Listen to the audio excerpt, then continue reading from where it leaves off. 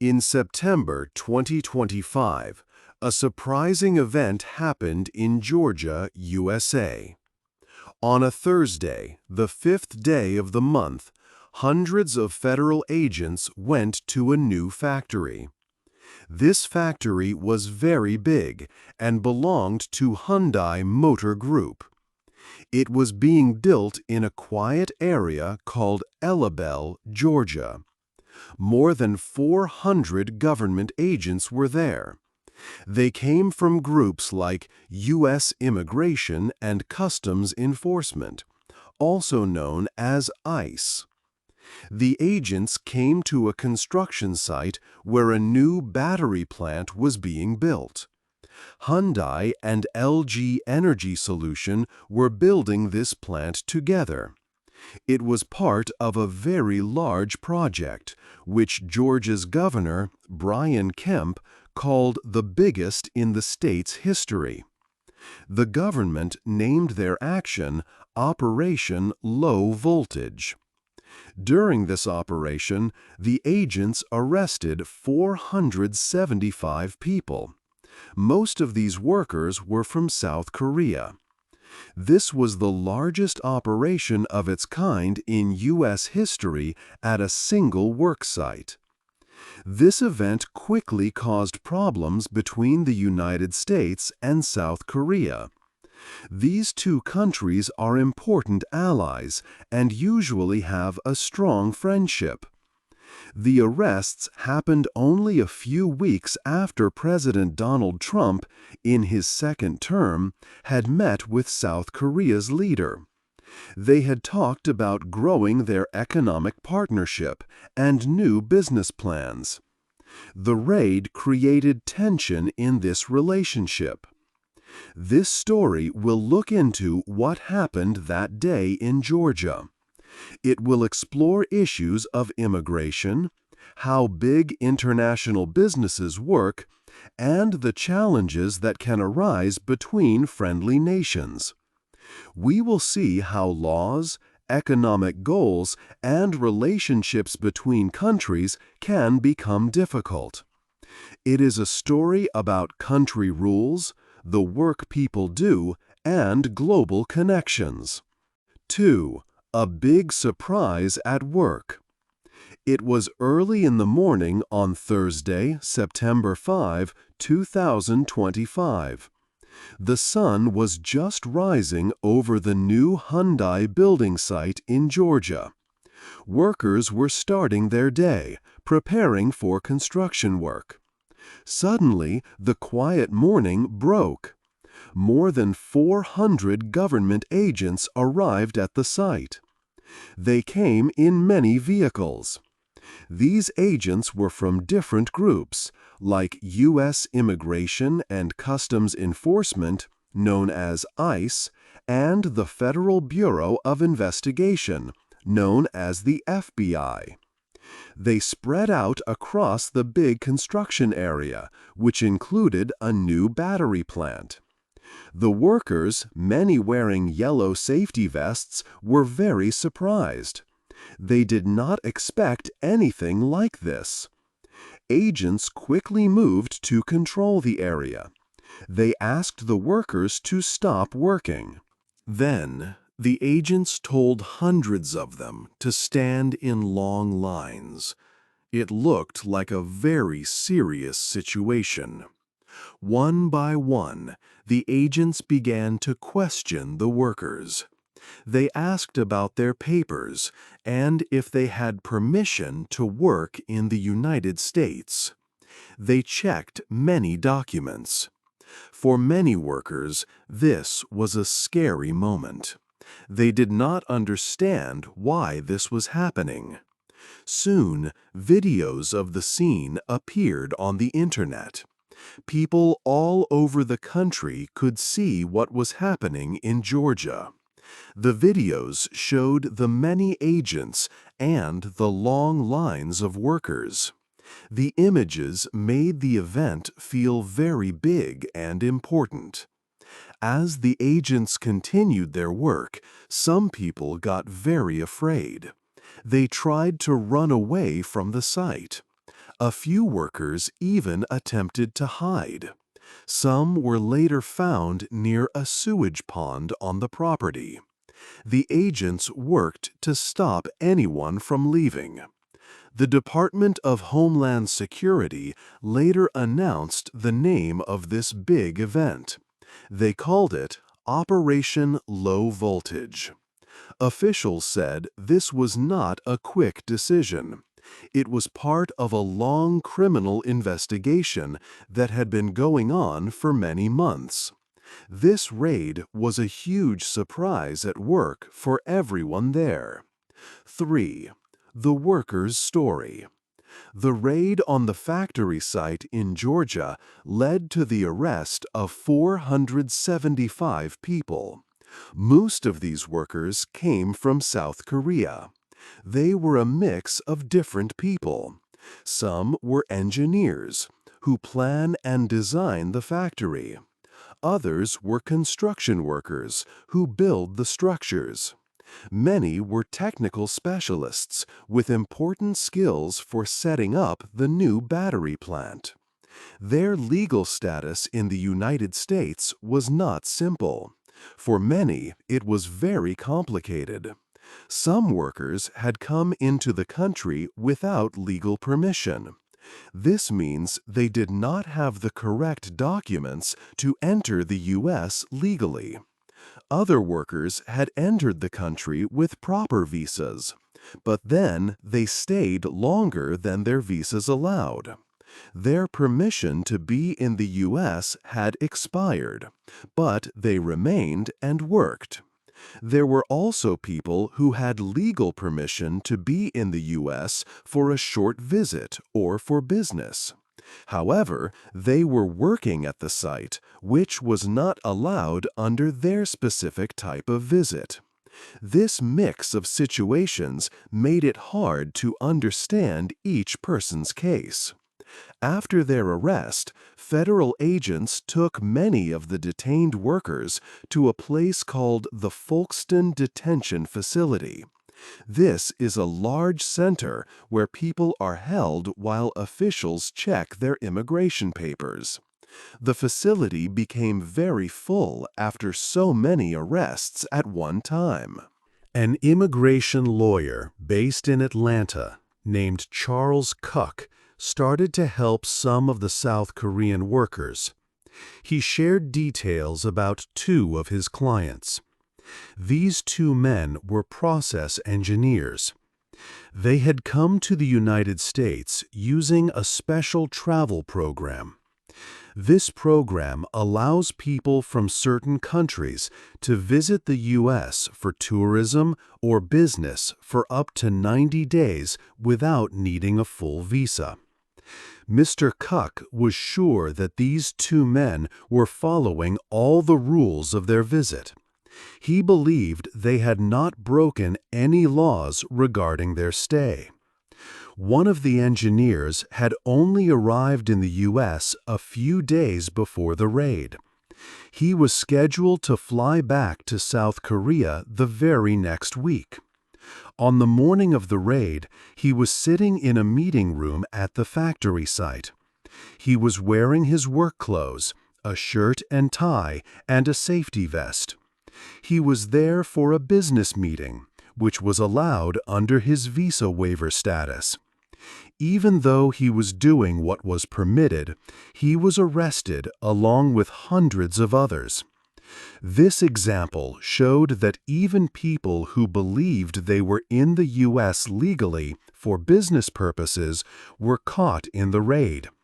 It highlighted the complex and difficult situations many workers faced. 4. What the big companies said.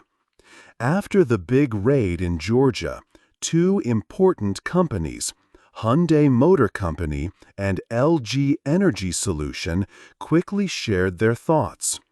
These two companies were working together to build a large new battery factory. Hyundai made a statement early. They said that, as far as they knew, none of the people arrested were directly working for them. This meant that the detained individuals were not Hyundai's own employees.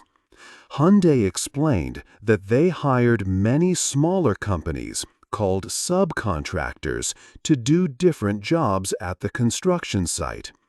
These subcontractors were the ones who hired the workers. Hyundai also said that they always try to keep everyone at the site safe and follow all laws wherever they build. Later that same day, Hyundai gave another update. They recognized that they needed to watch their partners more carefully. The company promised to check their work processes better. They wanted to make sure all other companies helping with their projects followed the same strict legal rules that Hyundai demands from itself. They specifically mentioned that Chris Susak, their chief manufacturing officer for North America, would take charge of the entire factory area in Georgia. Hyundai also said they would start an investigation to ensure all suppliers and their smaller partners followed every law and rule. LG Energy Solution, which is Hyundai's partner for the battery plant, also released a statement. They said their main goal is always to make sure their employees and partners are safe and well. They promised to work completely with the government and all authorities. Both companies quickly moved to show they were taking action. They wanted to distance themselves from the arrested workers, saying they were not direct employees. But they also made a clear promise to work with the government and improve how they check their partners in the future. They aimed to prevent similar problems from happening again. 5. Why it happened. The U.S. government explained its reasons for the large raid at the Hyundai site. Officials said it was not a sudden decision.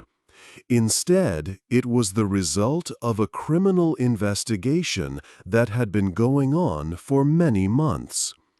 Homeland Security Investigations, or HSI, was in charge of this long investigation. Stephen Schrank, a special agent from HSI in Georgia, shared details. He said agents did not just come to the site to arrest people. They spent months gathering important information, like evidence and documents.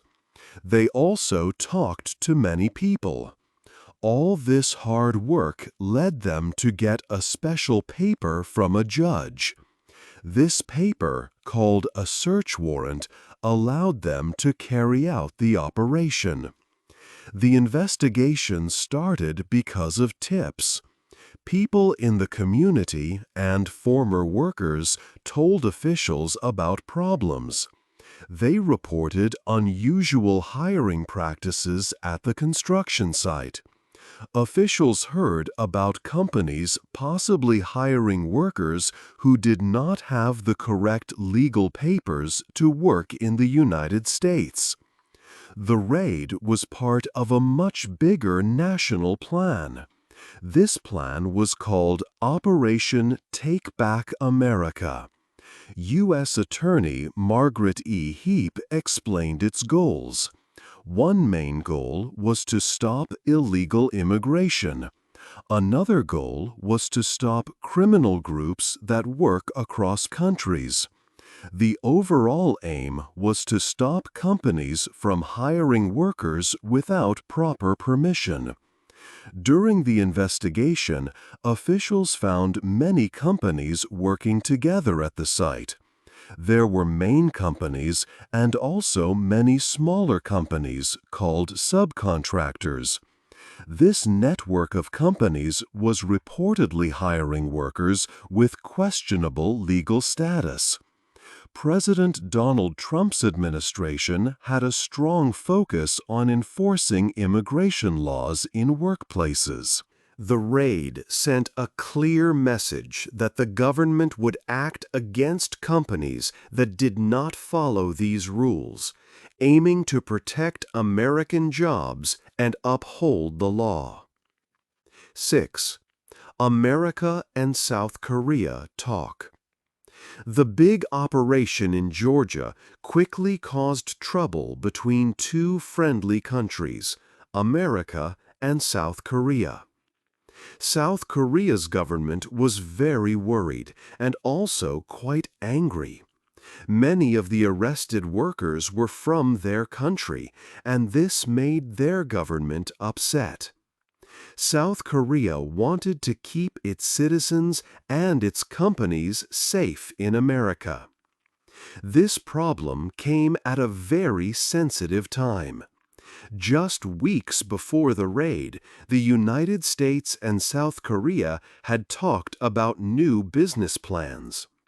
President Donald Trump, in his second time as president, had met with South Korean President Lee Jae-myung. They had celebrated new economic friendship and planned for more cooperation.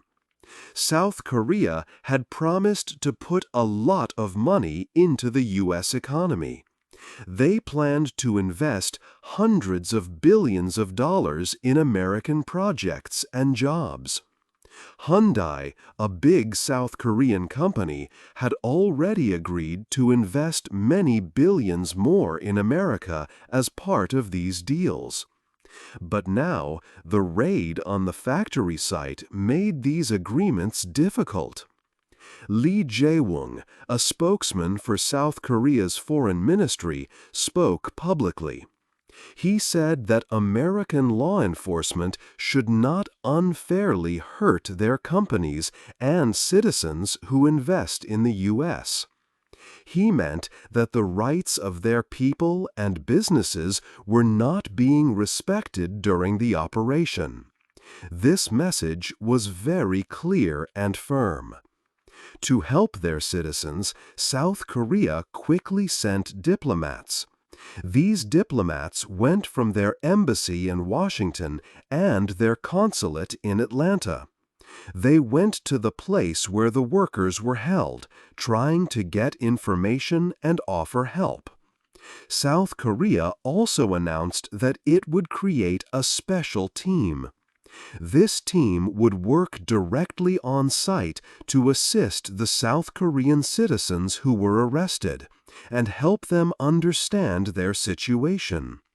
The strong reaction from South Korea showed how serious the situation was for their government. The raid made people wonder if the U.S. government could balance two important things: stopping illegal immigration and keeping strong business ties with other countries. The large investments from South Korea were important for new jobs and economic growth in America. The raid risked damaging these important plans, which had been agreed upon at the highest levels. It created a big question for the future of business and friendship between the two nations. The situation tested the trust built between the two allies. 7.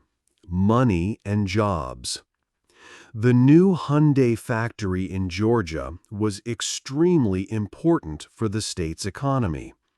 It was described as the biggest economic project in Georgia's history. This huge project brought thousands of jobs. The main factory, which makes electric vehicles, cost $7.6 billion and already employed about 1,400 people directly. Many more jobs were created for companies that worked with Hyundai. Next to this factory, Hyundai and LG Energy Solution were building another very important plant. This plant was for making advanced lithium-ion batteries. It was a $4.3 billion investment. This new plant was key for the American electric car industry. It aimed to make the U.S. less dependent on other countries for car batteries. The goal was to start making batteries by the end of 2025. However, the large federal raid brought all construction at the battery plant to a stop.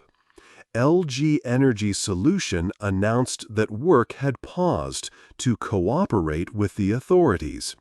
This sudden halt caused worries about potential delays. Such delays could slow down the production of electric vehicles in America. It might also make it harder for the U.S. to reach its goals for a clean energy future and to compete globally in the electric car market. This event highlighted a major conflict.